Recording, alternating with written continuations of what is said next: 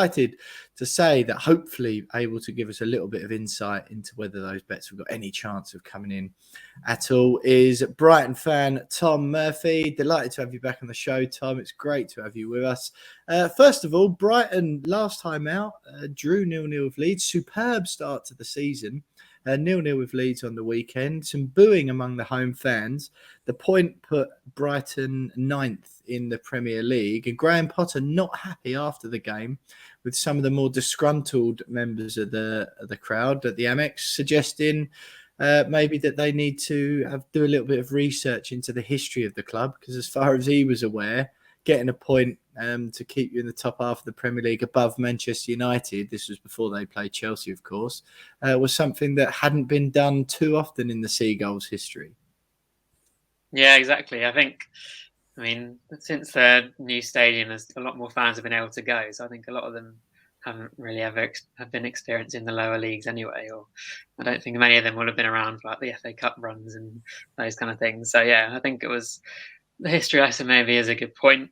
I think considering where Brighton, even this time last season, they were 16th, 10 points. So there's definitely progression since this time last year. I think they've cut out some of the silly mistakes that they were losing some games by. So yeah, the work he mentioned, like the work that they're doing, you kind of have to recognise it, and I think that's definitely the case, because you can see that they're conceding less goals, they're still creating the chances. So there's definitely there's progression there. So yeah, I think the boos are definitely a minority, which is hopefully as it will stay. It seemed odd though, Tom, because Graham Potter's normally quite a placid manager anyway, isn't he? And it obviously affected him. There was reports, and not only about Potter's comments in the post-match interview, but saying that he was absolutely fuming when he left the ground still, etc., etc. Do you think he's out of order there, or do you think most Brighton fans? Where does with these things? It's quite easy to point at where the fault lies. It's either the manager just having his head in the sand, which it doesn't seem to be in this case, or the fans just having some weird sense of entitlement or being better than they are. You said it was a minority. I didn't see the game myself. I had it on the radio, and it was hard to sort of gauge how widespread the booing was. But where does the fault lie in this, or is it just one of those? Because it's not like the press building it up to something more than it is. Potter was annoyed about it after the match. Yeah, exactly. I think it is a bit with Potter, because you never really notice him. There's nothing really. He's got a bland. Nothing really happens with him in terms of him raising his emotions. He's got a level-headed man. So when something like that does happen, it's more noticeable, and you kind of think, "Oh, why has this happened?" So it's clearly, it's riled him, because there's a reaction, and he's made it more in the press. I think he's got a right to be. Like I said, there's progression made. They're doing kind of progressing since he's been here. The few seasons he's been there.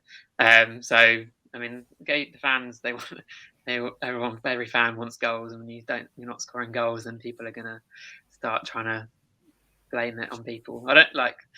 He's kind of taking the buck maybe away from the players who haven't been scoring, etc., etc. But I think he's just doing his job really, and like I said, because he's a level-headed man. It's a big story, but I don't think it'll be a continuing thing. I think next game you'll see a bit of reaction from the majority of Brighton fans, and they'll be cheering all the way, really. Yeah, it's a bit strange. Like 9 games without a win in all competitions. That was the last victory was a 2-0 win against Swansea in the League Cup on the 22nd of September. Excuse me.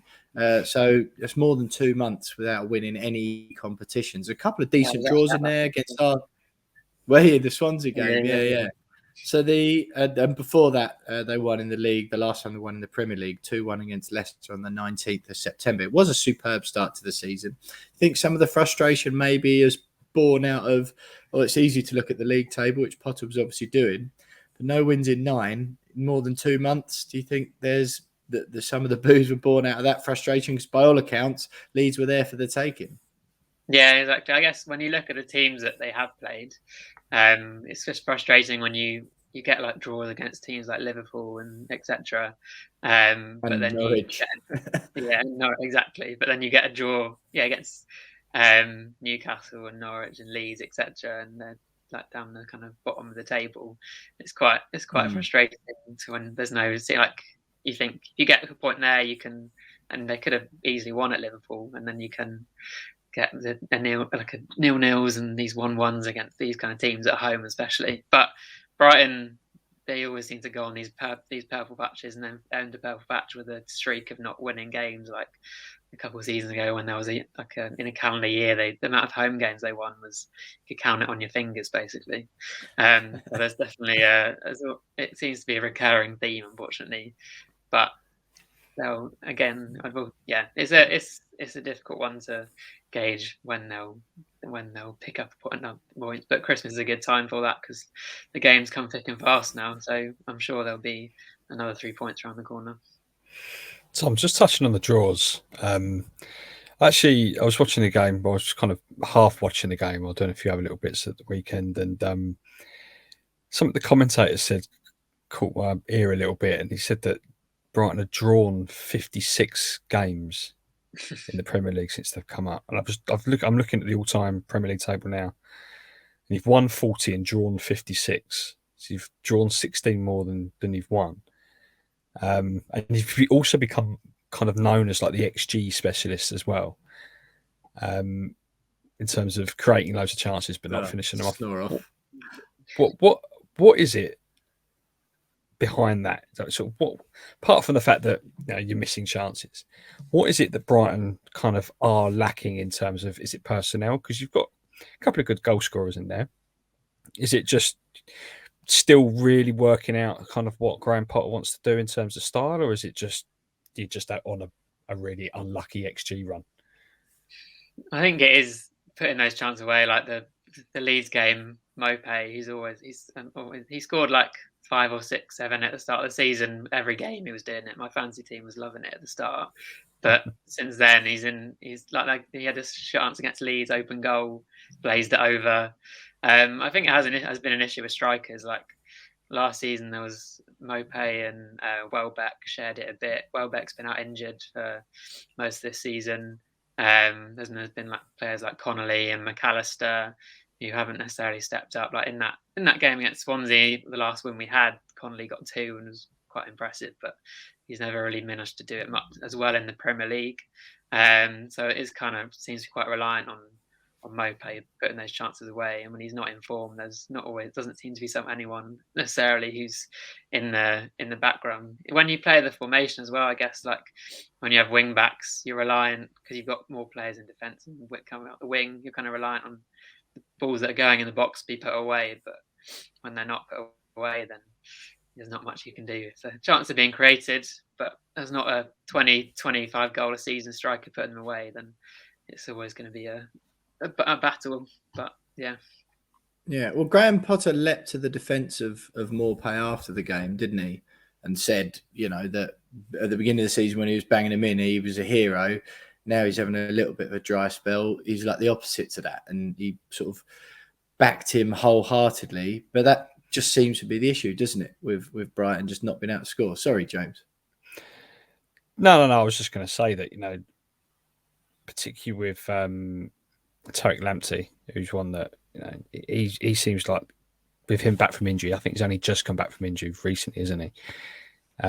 Is he kind of seen by the Brighton fans as almost the player to influence and into sort of a bit of a barren spell in front of goal and to kind of push things forward, because he is so rapid and he's quite creative as well? Yeah, like last season there was a fairly good start of the season, which was when Lamptey was in the team and if you gave it to him, he'd create a chance every time.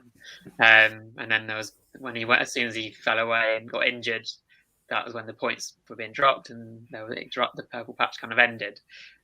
So now he's back. There was the few chances that we created on the weekend.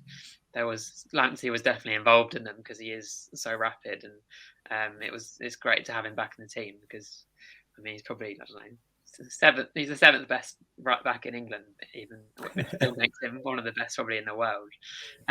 But yeah, he's a great player to have, with the style of play that Brighton have as well.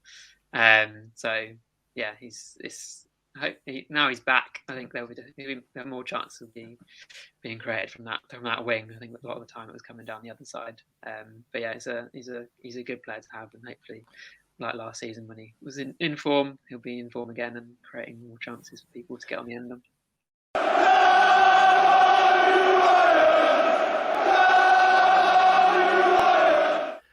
Lads, the holidays have come early this year as our partners Manscaped have the gift that keeps on trimming with a whole host of male grooming products on offer, from the Lawnmower 4.0 to their new refined cologne and everything in between. Manscaped have got everything you need to make sure you're looking more Michael Bublé and less Santa Claus this holiday season. And in the spirit of Christmas, you can get 20% off and free shipping at manscaped.com with the code WeAreWestHam. That's 20% off and free shipping at manscaped.com with the code WeAreWestHam, all one word. Now is the perfect time to get yourself or a loved one the gift of shaving. I am talking about the Manscaped Performance Package 4.0. The Performance Package 4.0 is the best in the business. This hygiene bundle includes the Lawnmower 4.0, the Weed Whacker, a pair of boxer shorts, a travel kit, and liquid formulations. Yeah, for those who don't know, the Lawnmower 4.0 trimmer is waterproof with advanced skin-safe technology to reduce nicks and cuts, and it even has a light to help with all those little dark spots down below. And then there's the Weed Whacker ear and nose hair trimmer with its proprietary skin-safe technology that helps prevent nicks, snags, and tugs. Also in the Manscaped Performance Package 4.0 is Crop Preserver, which is a spray that protects against chafing, the Crop Reviver, which will ensure things down there remain fresh at all times, and then there's the Foot Duster, which will make even the ugliest of feet, like mine, look and smell lovely, and much, much more. And to top it all off, you even get a shed travel bag so you can carry all your precious Manscaped products in style everywhere you go. So to get your hands on a Manscaped Performance Package 4.0 and to see all the other lovely male grooming products they have on offer ahead of the festive season, head over to manscaped.com today. And remember, get 20% off and free shipping with the code WeAreWestHam. That's WeAreWestHam, all one word, WeAreWestHam. It's 20% off, free shipping at manscaped.com. So go on, make Santa proud and cement your place on his nice list this Christmas by joining the Manscaped movement.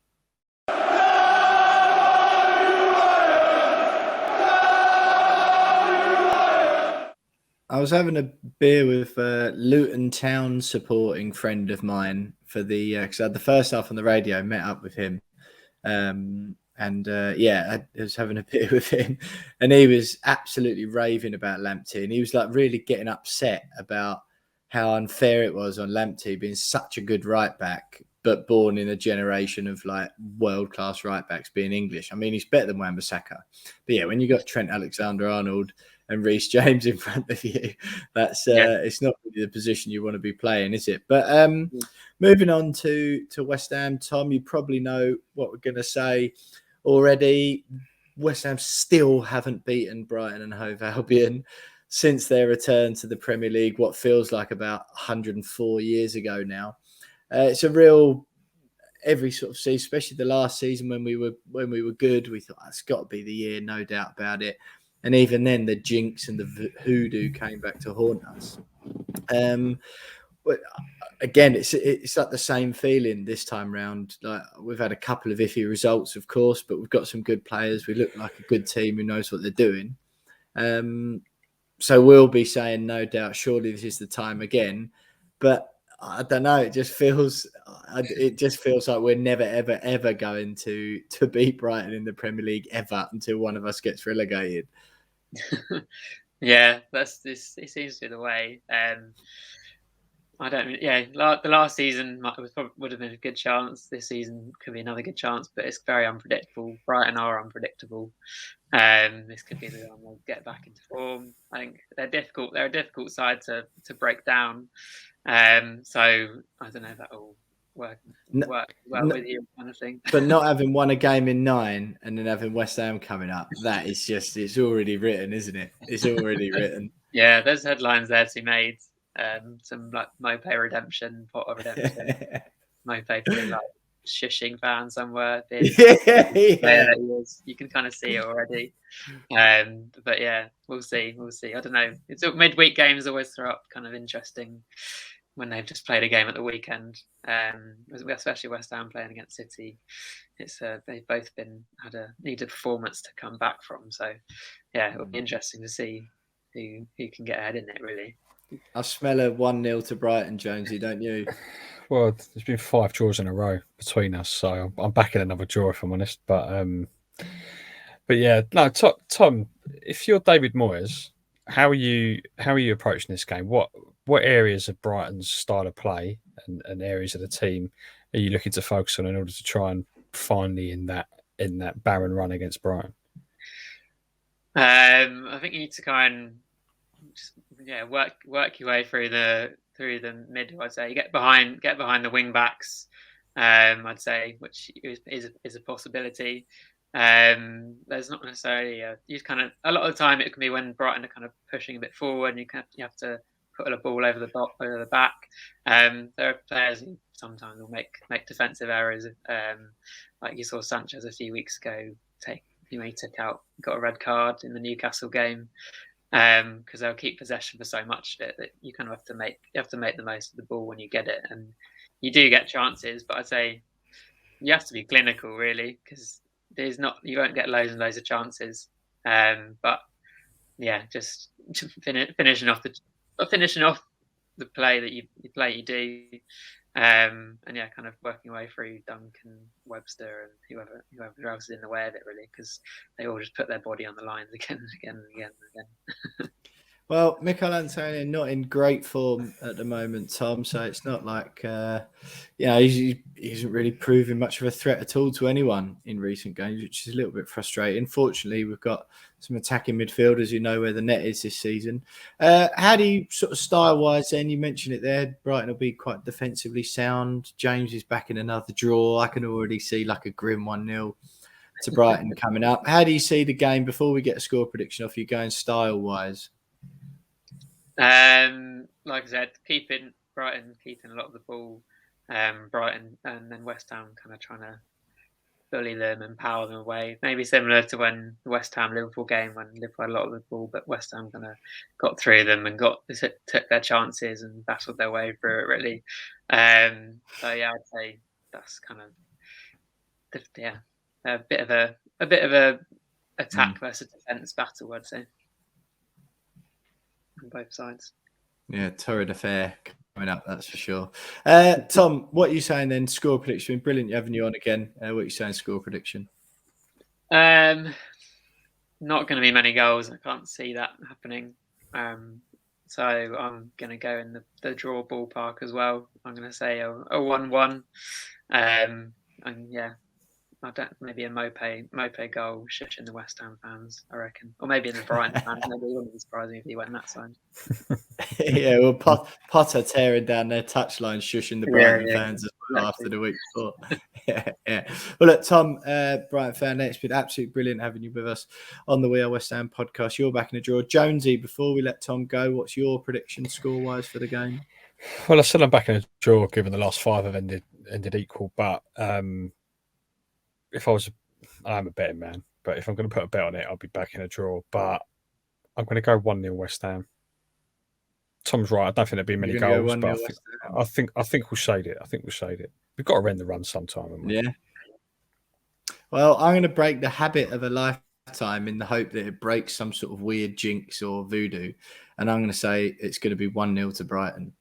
Never ever back the opposition. I know we don't do that, but I don't know. A, because I think that's what's going to happen, and B, you never know. It might do something towards breaking West Ham's jinx over still not having beaten the Seagulls in all this time. But Tom, it's been absolutely brilliant having you with us